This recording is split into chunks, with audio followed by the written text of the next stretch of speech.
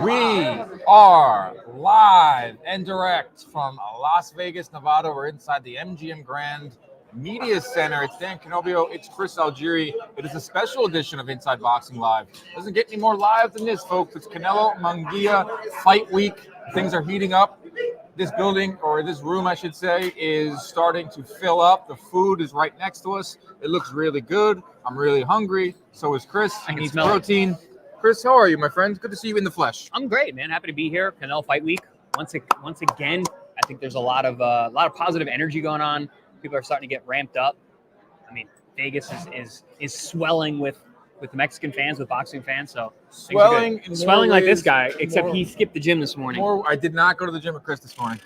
You know, I got it. What time did you go? About 11. I think I was editing. Trying to get our growing our empire. Yeah, I mean, you were doing work. I was doing work. It's just different kind of work. Different kind of work. You're the talent. You come in, you sit down, you say hello to everyone, you do some interviews. I'm setting up. We got Mitch, or Pedro, I should say, behind the camera, doing this one wonderful thing. As you know, this live stream is brought to you by ppv.com. Order the fight on ppv.com. Join us in the live interactive chat. There's no other interface. There's no other entity that has a live interactive chat. I'll be in the chat. Chris will be in the chat. Jim Lampley, Lance Pugmire. No subscriptions. You can stream it to your phone, tablet, big screen TV. It's going to be a great night of fights. Canelo Alvarez is charged up after what we saw at the press conference yesterday. He's not fighting Oscar De La Hoya, but he's fighting Oscar De La Hoya's fighter in Jaime Munguia. So order the fight with ppv.com. Thank you to ppv.com for sending us here to Las Vegas, giving away a shit ton of pay-per-views all week long. We're also giving away a signed Canelo glove. If you order the pay-per-view before tonight at midnight, you automatically enter into a sweepstakes to win a signed Canelo glove. We'll give you some incentive to order early. Order with us at ppv.com. Potentially win a Canelo signed glove. I literally want to be in that running. Like I want to win. That's a very cool thing. Well, we luckily get the pay-per-views for free through PPV. So yeah, but I want to win the glove. I could pull. If you end up winning, that's kind of like that. That would be great for our fans out there. You've met him. You sparred with him. It's true. We were talking to him yesterday. He seems. I was going to use it as a gift anyway. So. Gift it to someone? Yeah. Okay. A good gift. All right, so there's a lot going on in the. Let's get to some of the comments. There's a lot. I hope you're unbiased on this one. When are we ever not unbiased? Okay. Dan lied. Oh, Dan Rayfield, not me. Dan Rayfield is the one who broke the news about Ryan. We're going to talk about Ryan Garcia. We're going to talk about Canelo. That press conference yesterday was wild. That was Sean Zattel. I loved it. Boxing Live and Showbiz, my go-to boxing channels. Okay, I like those guys. That's cool. Nice. Boys, how's it going? IBL, boots on the ground. Massimo, we're always boots on the ground, bro. We're at every big fight. Yep. Everyone take back what they said about Haney after the fight. You're talking about PEDs. Okay, we'll get into that. It's going to be a lot of that. There's going to be a lot of that. So we're here at the Canelo-Munguia Fight Week, and an absolute bombshell breaks yesterday. Dan Rayfield reporting this kid can't stay out of the news. Ryan Garcia test positive for 2 PEDs. The main one, Ostarine. He tested positive the day before the fight, and he tested positive the day after the fight with Devin Haney. It's a very serious drug. Garcia has 10 days to request that his B sample be tested. Garcia's A sample also screened positive for, what's that word, Chris? That is the norindasterone. So 2 PEDs. And that's a metabolite of noradrenalone, which is a DECA. Okay. Which is a bodybuilding Chris, steroid, anabolic. You specialize in a lot of things. You are our resident ex-champion. You are our resident fighter. You are our resident Florida man. But you're also our resident alligator wrestler. Expert on PEDs. Not because you ever did PEDs, right. Because you have a degree in sports science. And is that right? I was pre-med, and then I worked in a chemistry lab for a number of years getting ready for that. And then I have a master's degree in clinical nutrition. So a lot of this stuff. And also I just grew up with a lot of bodybuilders. So I know about PEDs and you grew up in Long Island. Yeah, exactly. I know a lot of guys that were doing steroids in the parking lot of Neptune Beach. I still do know a lot of those guys, actually. So I want to get your thoughts. Like, a lot of people are asking you for your thoughts. You're very educated on this topic. Tell us what Ostarine is and what it does. Okay, Ostarine is a SARM, which is a selective androgen receptor modulator. So think about that as it's selective, right? If we break down the name, selective androgen are like your receptors for those are going to be on your muscles and your bones. That's why they're selective. It's not just like taking like an anabolic where literally it's just like a testosterone bomb in your body and affects everything, affects your organs, affects your body's ability to make its own testosterone. SARMs aren't like that. They're selective, meaning they target specific androgen receptors on muscles and bones. So they're great for athletes, and they have very few side effects because they are selecting exactly the things that you want as an athlete. Bones get denser, tendon strength improves, muscles get stronger, endurance. You cut more fat. It's also anti-catabolic, meaning that while you're cutting weight, like if you're in a caloric deficit, like when you're making weight, a lot of times you lose a lot of muscle. Not when you're on Ostarine. When you're on Ostarine, you maintain your muscle mass. You're still getting leaner. Even in a caloric deficit, it maintains that muscle size and strength, which is wild. It was actually developed in order for cancer patients, people that are wasting syndrome. So like when you have cancer, a lot of times it pulls a lot of nutrition out of your body. You can't eat enough. Your metabolic needs go way up. So Ostarine was helping people maintain their lean tissue while they were sick. Obviously, there's some benefits for athletes. We've seen it from every level. You see it from the gym bro at Neptune's, and you see it all the way to Olympic champions. People who have hopped for Ostarine for years. Very, very dangerous drug because you can't really. It's hard to tell where it's a short half life. Gets out of your system very quickly. So it's basically a designer drug for sports. It's a really serious drug. Absolutely. Like I said, it does improve your strength a little bit. That's not really what it's most for. It's maintaining muscle mass while you're in a caloric deficit. It's going to harden your bones and strengthen your tendons. So it's minor strength improvement. But man, making your bones harder for punching, that's a big deal. Making your tendons stronger for prevent injuries, also for recovery, it's a big deal. All right, so number one, it's a very serious drug. Thank you for educating everyone out there on it. Number two, what does this mean for Ryan Garcia in this win? Well, we need to get more details because we got to see how much was in his system. So if it's very, very small amounts, if it was a very, very fine test that is picking up like nanograms and picograms, like very, very small amounts, then you could say, okay, it could have been a contamination of a supplement. It could have been a spiked supplement. He's saying right here, my levels are so low for someone who took Ostarine. I was posting throughout the training, and none of my tests came out positive. All of a sudden, I'm positive. According to Ryan Garcia's mom, you have to take this with a grain of salt. She posted all the VADA drug tests from February 24th when Ryan joined VADA. February 26th, he tested negative. March 15th, he tested negative. March 8th, he tested negative. April 3rd, he tested negative. So the fight was on April 20th. So set between April 3rd and April 20th, when there was the failed drug test, or April 19th, and then April 21st was when he failed the other one. There were 2 weeks where he either started doing Ostarine, or there were 2 weeks where he got a tainted supplement. He did a supplement. That's what he showed on Instagram. Also, take that with a grain of salt too. This is all allegedly, by the way. Let's preface this by saying this is all allegedly. A lot of tests still have to come out. Right. We need a lot more details. Right. He held up that some type of supplement, and he goes, "Oh, I guess it's ashwagandha. It's an herb." Right. I guess this is it. He's saying a lot of things. He's throwing out. He's pretty much doing the Trump playbook where he's throwing out a lot of misinformation. He's throwing out a lot of information. They're flooding Instagram. They're flooding Twitter with all this information to kind of show you, like, you know what, I'm innocent. I didn't do it. Golden Boy put out a statement saying, listen, we're backing Ryan 100%. He said, I've never knowingly took PEDs. So we're gonna wait now. We're gonna sit and wait and see how much. To your question, Dan, what happens next? So, yeah, he might not have willingly known, but guess what? It's still in your system. So if it's in your system, it's your fault. It doesn't matter. You're responsible for what goes into your body as an athlete if you're going to be in VADA. And there should be different repercussions whether you are doing it on purpose or you made an accidental ingestion because of naivety based on your not knowing what you're taking, which is, again, falls on you. So it's going to depend on the amounts, the trace amounts that are in there.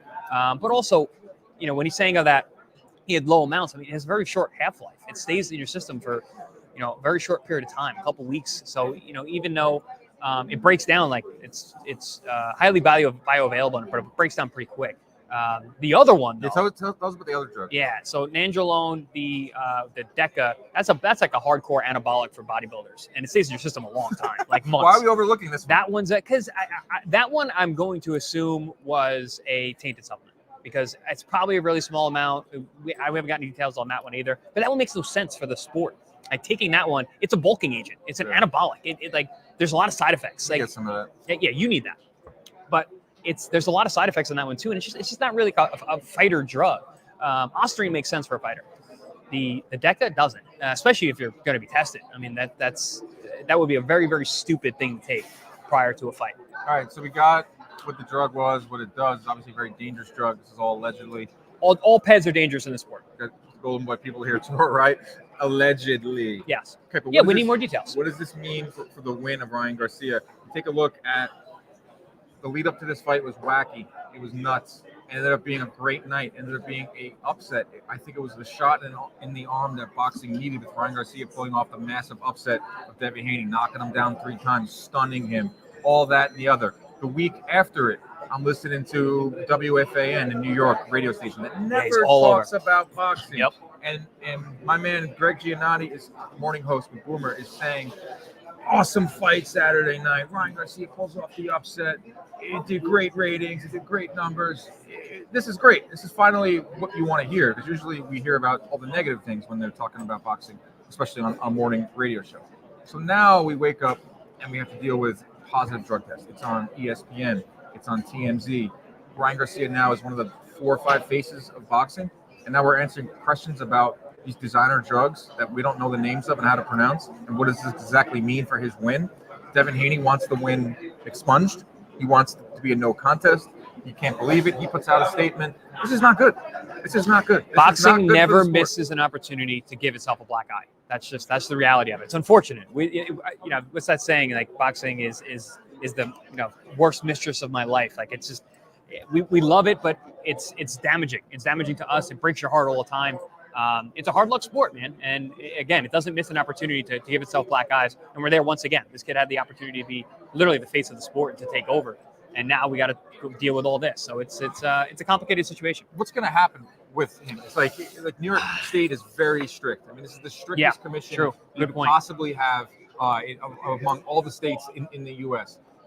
They can come down hard on him. I know that he was, or they're looking the WBC, to have a I fight. think it wants to come down hard too. WBC sanctioned the fight, right? With Ryan. I mean, the And title wasn't on the line. They're big with Vada. Title wasn't on the line, but WBC was involved with this fight with Devin Haney.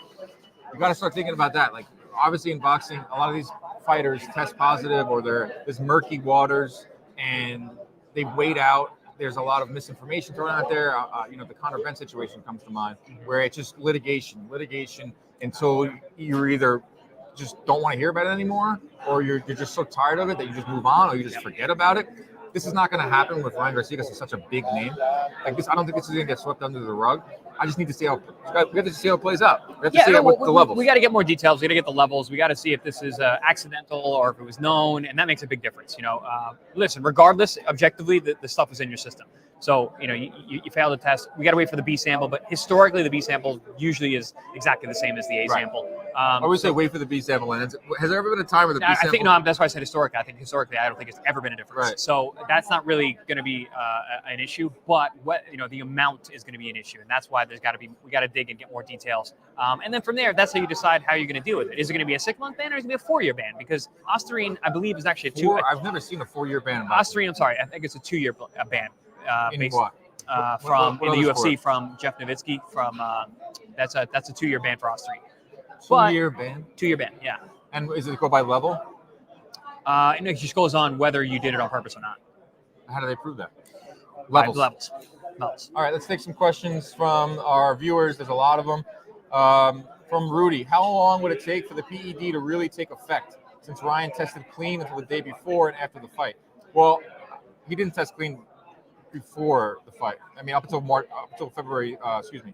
3rd, he tested clean. But you have an answer for that? Yeah, well, if you're going to be using it to maintain muscle mass while you're making weight and caloric deficit and helping to burn body fat, so it would help pretty much immediately in that case. If you're using it to maintain, your strength while you're cutting, then yeah, that would be beneficial. In terms of like your tendon and bone strength, it would take longer for that, obviously. But you got to be careful with these kind of drugs because of their short half-life and the way you can go in and out of your system. It's all about timing. And I don't know, if Ryan has a chemist on staff who's going to be able to do that kind of stuff, but there's a lot of answers. A lot of money. We have more questions than anything now. Right. Let's go on to Jace B. Why does the second drug need to be tested again? You mean the anabolic? The DECA, the nandrolone. I don't know. I didn't get a lot of details on that one. They said it might have been. So is it confirmed that one was also there? I was in the ESPN report. Tested positive for that second one. Okay. Where is it? Yeah. So again, you got to be careful with these tests because how fine of a test, how fine of a detail are they looking at? Are we looking at, you got to look at how much. Like if it's a really, really fine, if you have like super, super small amounts in your body, it might fall under some tests. If you have like, I don't know, say like 50 picograms under, it's not going to show up. So, but tests are getting better. So maybe they're getting tests that are looking at really, really low amounts, and then you're popping. And sometimes that pop is a false negative.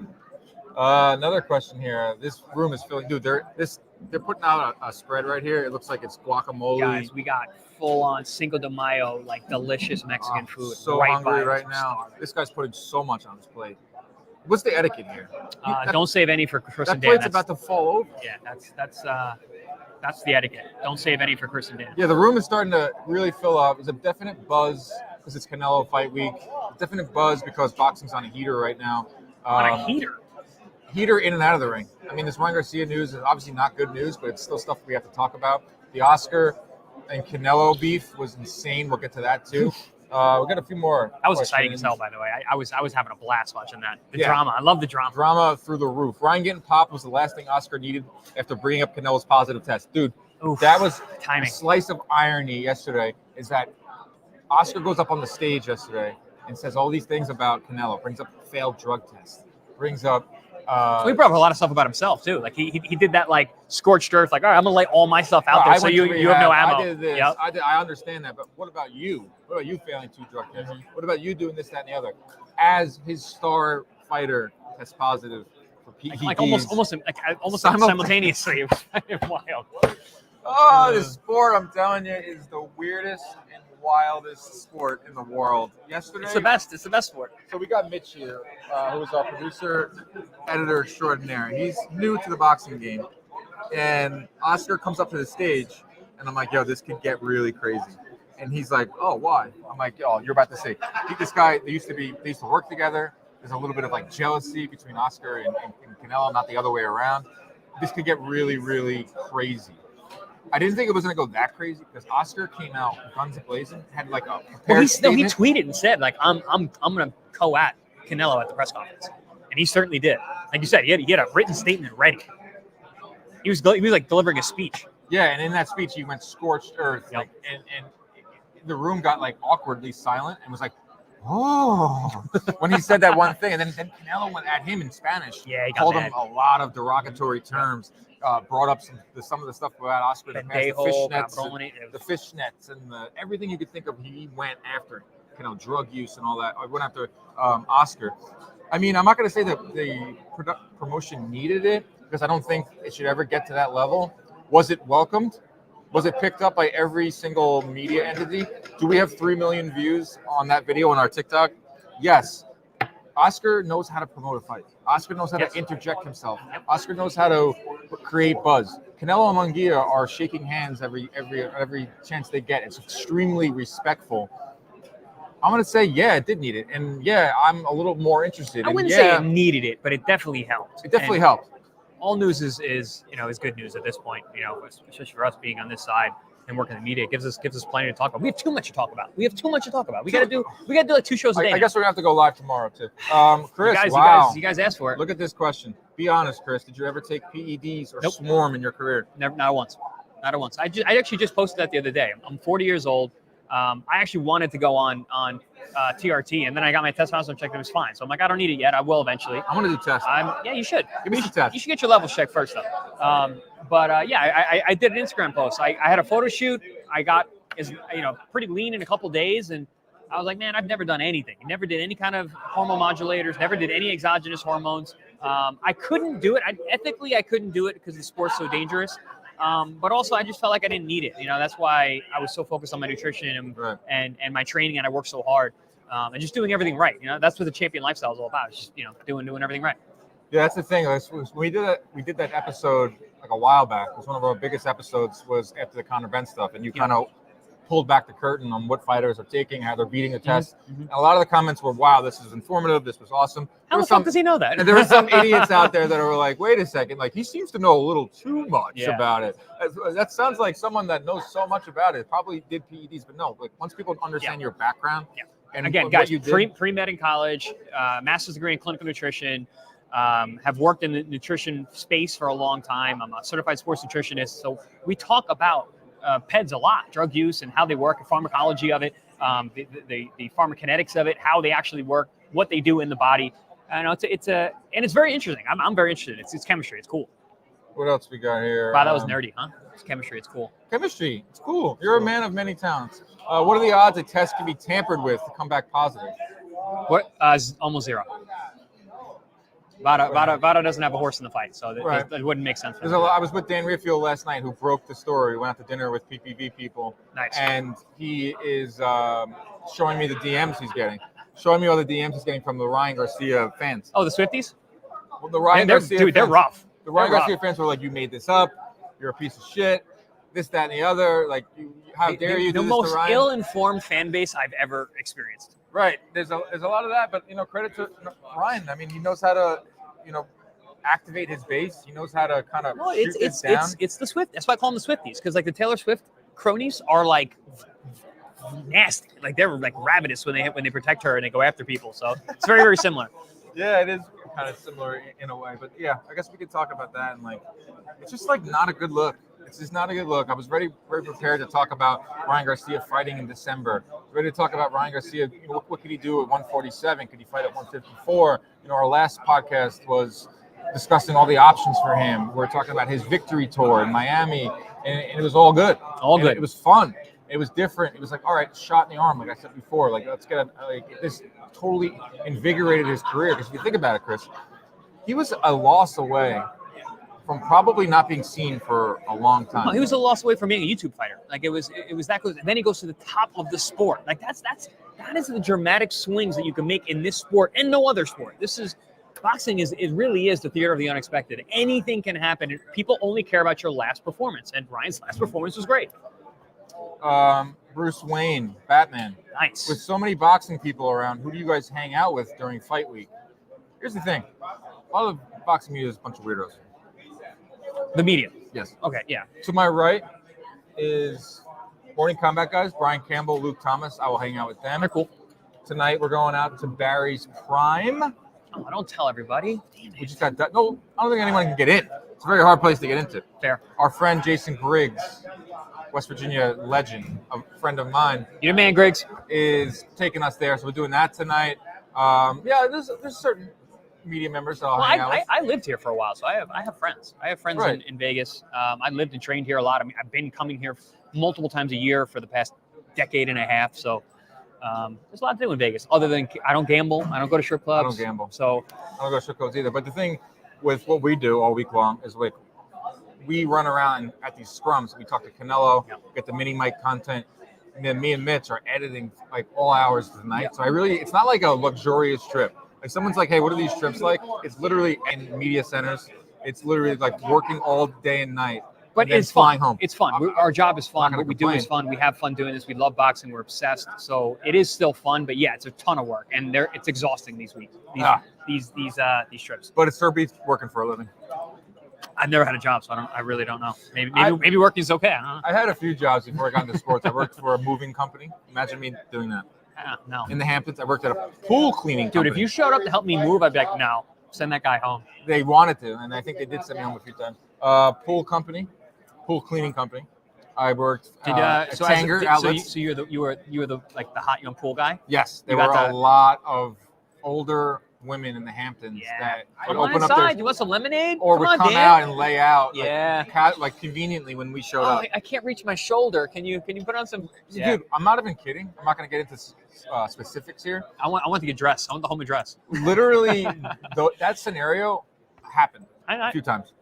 I didn't say it out of nowhere. Me and my buddy were in the pool truck. It was my friend from high school. It was summer of 2010, and we go to these houses in the Hamptons, and the pools were like immaculately clean all the time, so we didn't even have to clean them. And there'd be times where the moms would come outside and they'd flirt with us and they'd talk to us, or they'd be like, "Oh, my daughters are having a party tonight. You guys should come back." to Dune Road mansions, and we're just like laughing our asses off because this is like right out of a porno, literally. So did you go? We don't have to answer that. I mean, statute of limitations have passed. This is 2010, literally 14 years ago. Yeah. Is it confirmed? Yes, confirmed. I did go to those parties. Confirmed. What do we got here? Christian Mandojano. Were you a mover and weren't on roids? I was a mover and I was never on roids. Yeah. Shout out Long Island moms. Yeah. The way Haney looked, Freddie Mercury with late stage AIDS would have dropped him. Okay. That's a little weird. Chris, who do you think won the Stuttering John versus Cabby fight? What's that? Is that a Stern thing? I don't know. I think that was a Stern thing from back in the day. I love these questions though. Or Tribal fan bases. Or maybe that was Opie and Ant. I don't know. One of those. I don't know about that. All right, so we get into why we're here. Should we get into Canelo versus Munguia? Oh yeah, we should probably do it. Like Ryan Garcia taking over the headlines once again. So we are here for Canelo Alvarez fighting Jaime Munguia. Munguia just walked through here looks big, looks strong, what do you looks think he's healthy. walking around there, like 180, 175? I mean, he's still got some weight to cut for sure. So he's definitely up there. But he looks good, man. He looks strong. He doesn't look drawn in. He doesn't look upset. Doesn't look worried at all. I interviewed him yesterday, and he was fine. He wasn't like when you talk to a fighter. It's good to be young, man. I remember that. I remember those days. 27 years old. Canelo hasn't fought a guy that age in quite a while. Has a reach advantage over Canelo. When it comes to skills, when it comes to high-level experience, that edges to the side of Canelo. I'm excited for this fight. I'm really excited for this fight. We're getting closer and closer to it. I understand it's not David Benavidez. David Benavidez will be here. We're over that. I mean, we're not over that, but like he'll be here. We'll return to that after this weekend. Benavidez and Tank are on their way to Vegas. On Saturday morning, they're announcing their June 15th doubleheader, which you can stream live on ppv.com. I'm excited. Canelo Munguia, I think it's going to be a really fun fight. The thing that excites me the most is that Munguia is young. He's exuberant. He is big, fearless, strong, throws a lot of punches, pushes the pace. So let's see Canelo pushed. Let's see exactly what Canelo has left at age 32, 33 with a ton of mileage on him. Yeah, I think Jaime Munguia is going to be able to push Canelo to places we haven't seen in a long time. I really do. I think that I don't know if he's going to beat Canelo. Most likely he's not going to beat Canelo. Canelo is a big favorite here in the Vegas odds. Not a huge favorite, but he's pretty sizable. So yeah, most likely Canelo is going to win the fight. But I do believe that Jaime Munguia has enough of those assets that you just mentioned that he can push Canelo to a place that maybe we might see a slice of the vintage Canelo where he has to really step it up and put some hurt on Munguia and follow up and try and go for a knockout. So very much so looking forward to this fight. Just like you said, Dan, I'm excited for this one. That's going to be the storyline, I feel like, for every Canelo fight from now until he retires. It's going to be, what exactly does Canelo have left? Is he going to get old overnight? Is he going to fall off a cliff? And we're going to keep answering that. We're going to keep seeing that. The Charlo fight, to me, answered some questions, but it didn't answer all of them. To me, it answered that Canelo's still hungry. Yes. It answered that Canelo's healthy. Yes. Like he didn't have any neck issues. And the wrist was bad. Wrist issues. He's very far removed from that surgery and whatever procedure he had. Scored a nice knockdown against a guy who was unwilling to trade. Right. So there were some answers for me in that Charlo fight. But also, Charlo just didn't put up any resistance. And it's really hard to look good against guys like that. It's really hard to knock those guys out, too. Oh, that was something you said in the last show. Like, Dan, Charlo's a 154-pounder. Right. Munguia is a big dude. Like, I mean, he is basically light heavyweight. First time or seeing him in person, yeah, he's a big dude. Like, Canelo's in there he's in tough. Like, I know everyone's like, all right, who did Munguia fight? What's his resume? If you just go by the physical skills, and we haven't seen Canelo in the ring with someone like that since maybe Bivol. In terms of like physical skills, not talent. I think he might be bigger than Bivol, honestly. Because Bivol says that he can make 168, and Jaime, he looks all of 175-pounder. Like he looks like a light heavyweight. So yeah, and it's funny, when we did our head-to-head comparison, power, Canelo, speed, Canelo, chin, defense, Canelo, boxing IQ, Canelo. But guess what? Jaime can still win. That's how crazy it is. It's like a 10-9 round where someone has to win the round, but it could have been a close round. Right. So when we're doing those comparisons, it's like, yeah, Canelo has the power, but Munguia can put together a 3-4 punch combination where Canelo doesn't really exactly throw those combinations anymore that are powerful, but Canelo has the power edge. Speed. You think Canelo, has that speed, but Munguia has shown unbelievable speed with his combinations. Defense obviously goes to Canelo. Chin, Canelo has arguably top 3 best chin in boxing. Yeah, if not the best. I mean, it's great. Him and Triple G fought. It was like 2 ironclad chins against each other, and both guys punch hard. Again, they couldn't hurt each other. Amazing. Still watch those highlights of Canelo Golovkin. Mm-hmm. I'm happy. Like, we're getting further and further away from that fight, and it's getting away from the controversial scorecards. And we're starting to just appreciate what was just enjoy the badass fight. The beautiful brutality that those fights were. Sick. So was the second fight. The first and second fights. Both of them, 24 rounds that I hope are remembered in terms of like one of the best fights ever. Yeah, for the quality, not for the Adelaide result. Bird 118, 110. Crazy. That's just boxing. Like, we still argue over Hagler Hearns. Yeah. We still argue over not Hagler Hearns. Leonard Hearns. Leonard Hearns. Yeah. We still argue over that, and that's almost 40 years ago. So that's part of boxing. I understand that. Damn, Canelo's been in some fights, man. What is he, 33? 33 years old. 33, but it got a lot of mileage on those 33 years. That's another lot of mileage. Another aspect of this fight is the experience. Canelo has been on this stage going on 10 plus years now. Fought Floyd Mayweather 11 years ago.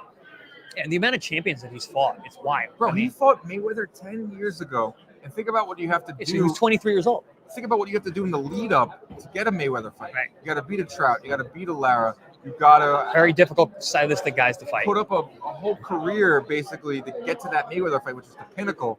And then 10 plus years of being on top, fighting in Vegas, doing these big fights. Jim Lampley's here and doing all these big fights, and it's wild. And now he has the experience for sure, but Munguia does not have the big fight experience. No. Munguia's biggest fight was maybe Derevyanchenko.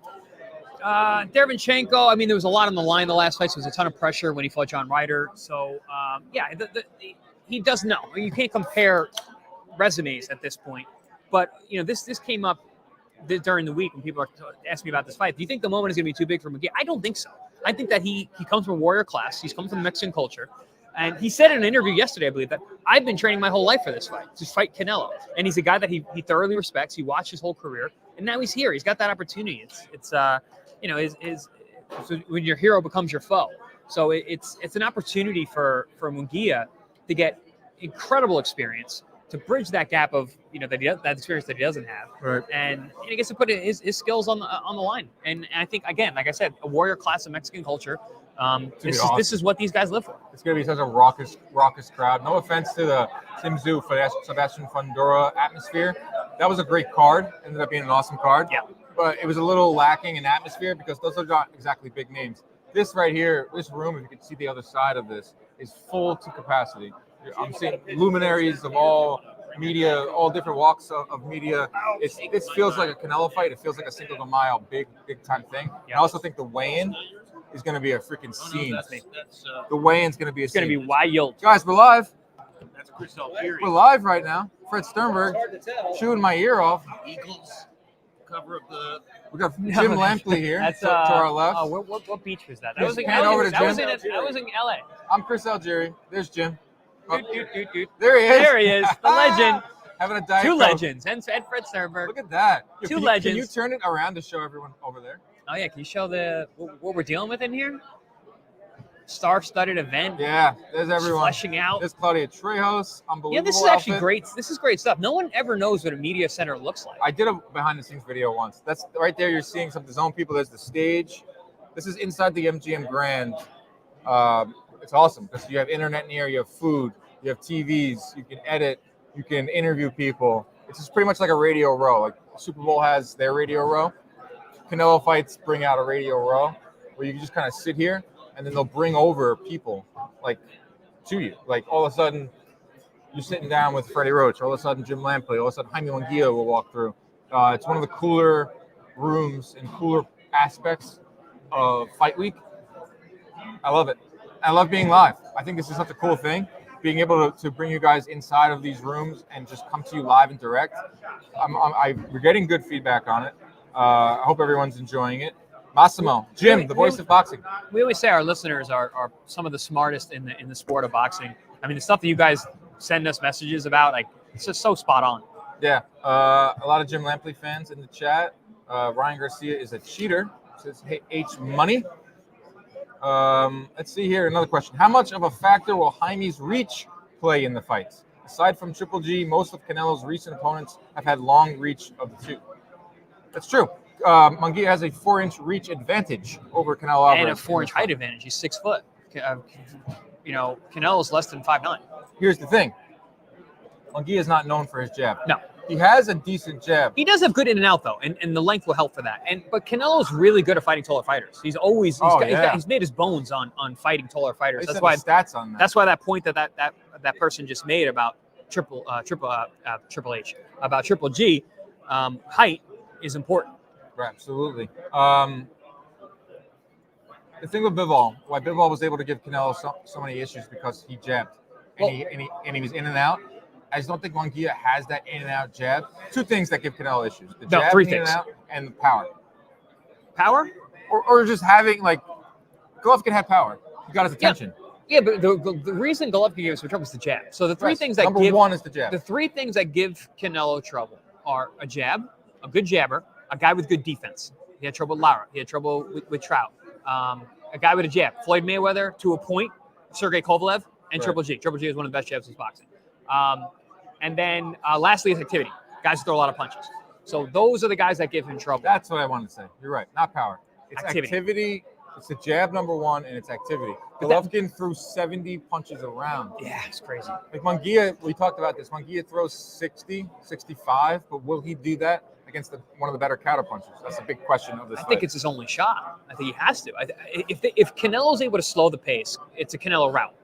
But if Munguia can set a pace that Canelo is fighting uphill the whole time, that second half of that fight's going to look really interesting. Yep, that's what I think. Second half's going to be really. I think it's going to come out a little tentative. Munguia.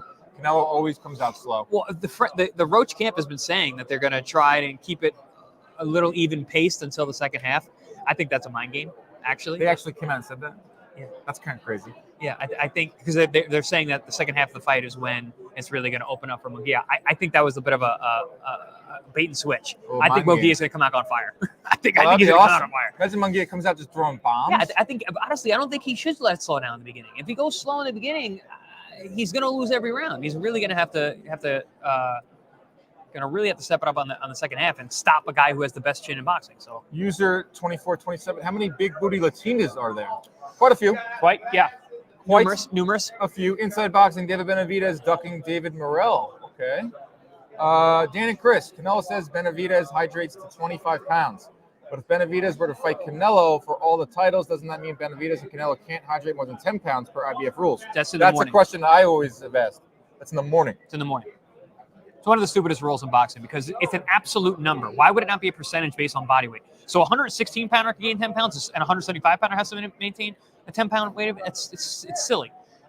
It should be a percentage based on the weight. As long as per IBF, you can say it's 168. So in the morning at what time? Usually it's like 6, 7 a.m. 7 a.m. you can be 178. 178. And then you can gain as much as you want from 10 a.m. till fight night. Yep. Or first bell. Okay. Dan, the mighty MILF magnet. I'm not going to deny that. I'm not going to deny that at all. I'm not going to confirm it either. Better than Old Man Dan, right? It's in the same vein, though. Old Man Dan, yeah. I kind of You're not an old man anymore. Not here. You're like a young guy here. Yeah. You're an old man at John Boy. Old man at Jumbo, but among the boxing media, I'm still looked at as like the young guy on the block. Guys, he's younger than me, right? Like you guys, everybody called you Old Man Dan. I'm like, I'm right here. Take a stab at how old I am. My birthday's coming up. I think we're actually going to be celebrating my birthday for the Tank Benavidez doubleheader. That's a badass way to celebrate. June 19th is my birthday. That fight is June 15th. I don't want to talk about too much because we are going to go live again tomorrow after the weigh-in. That's our plan, is to go live tomorrow after the weigh-in. Apparently, we're talking to Canelo. That's awesome. One-on-one with Canelo. We have some fire content coming your way. So make sure to follow Inside Boxing Live. And tell people. On Instagram. Spread it. On YouTube. Subscribe to the page. Give us a 5-star rating on iTunes. What else can I shill here? Fight predictions. We're going to do our fight predictions tomorrow. Yeah, still a lot of time left, guys. We're going live tomorrow as well. We're going to be live right after the weigh-in tomorrow. Today, we wanted to hop on. We wanted to talk Ryan Garcia. We wanted to talk Canelo. We wanted to just bring you the vibe here on Thursday because it is lively in here. Should we get Claudia over here? Claudia. Should we bring her over? I kind of want to eat that food. Yeah, we should eat some food. Guys, we're hungry. Yeah, let's get out of here. We're back tomorrow for a much longer stream. We'll have a lot more answers. There'll be a lot more buzz. Still heating up in here. Longer and stronger stream tomorrow. Stronger stream. Very strong stream. That's what we do here at ppv.com. For Mitch Pedro, I'm Dan Canobio. He is Chris Algieri. Thank you, ppv.com, for sending us out here. Protect yourselves at all times. Keep your hands up at all times. Stay out of those DMs unless you got a party for us tonight.